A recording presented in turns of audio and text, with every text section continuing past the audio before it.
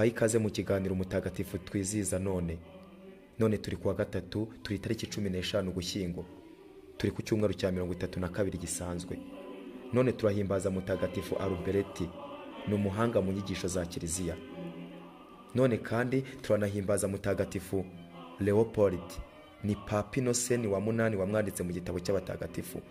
Uyu mutagatifu Leopold yavukiye mu byaro bya Vienne mu gihugu cya Autriche. Turanahimbaza mutagatifu Mara w'umwepiskopi.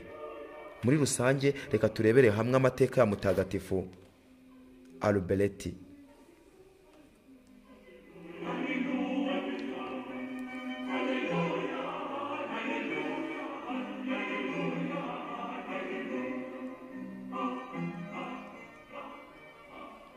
Mutagatifu Arubereti ni muntu ki?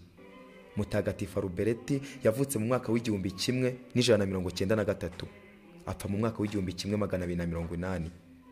Arubereti yavukiye mu byaro bya Augusiburi hari mu mwaka w'igihumbi 193. Kuva akiri muto yerekana ubwenge iteka burenze ubw'urungano rwe, kandi agakunda cyane kwiga. Ibi byatumye ndetse yanga kuba umusirikare nk'abakurambere be. Ajya i Padua mu Butaliyani kwiga muri kaminuza yabo. Iyo kaminuza yari ikirangirire mu Burayi bwose, dore ko iyo kaminuza yari ifite abarimu b'inzobere. Gukunda kwiga cyane Arubereti yarabifatanyije n'urukundo rutagira umupaka yakundaga Imana. Amaze imyaka 30 atarahamya icyo azaba cyo mu isi. Ariko iyo myaka 30 yayimaze yambaza umubyeyi Bikira Mariya, nibwo yamubonekeye amubwira ko ashobora kujya mu muryango w'abadominikani. Kuva ubwo uyu mutagatifu Arubereti ntigeze ashidikanya, yahise ajya muri uyu muryango. Nubwo yawugiyemo ariko yawugiyemo iwabo batabishaka. Amashuri akomeye yari yarize n'ubukristo bwe budasanzwe bwatumye bamuha impamyabumenyi y'ubuhanga. Nibwo bamwohereje i Cologne kwigisha muri kaminuza yaho. Aho i Cologne ni naho yahasanze mutagatifu Thomas. Uyu mutagatifu Thomas wa Aquin, umwarimu nawe muri Kiliziya nkawe, uyu mutagatifu Arubert yaramufashije aramwigisha.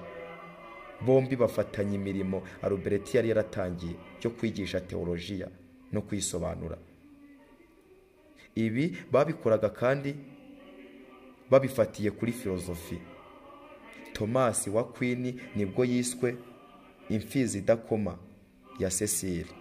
Abitaga batyo Thomas, Arubereti yarababwiye ati, nimworoshye, iyi mfizi idakoma ya Cecile izagira igihe yivuge, mwese muyibone n'isi yose yimenye.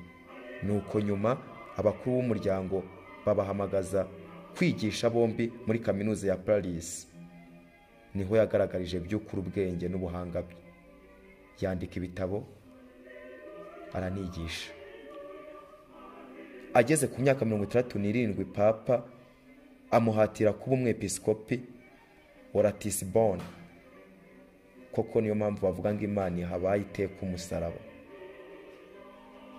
Amaze kuba umwepiskopi yahuye n'ibibazo bikomeye, ariko ntibyigeze bimubuza kwita ku bakristo yari ashinzwe. Yitabye Imana afite imyaka 87. Yari itariki y'akababaro ku baturage bari batuye muri iyo nyine paruwasi ya Tasbonne. Tariki 15 Ugushyingo nibwo yapfuye. Yitabye Imana mu mwaka w'igihumbi 1280. Ni Papa Pio wa 11 wamwanditse mu gitabo cy'abatagatifu.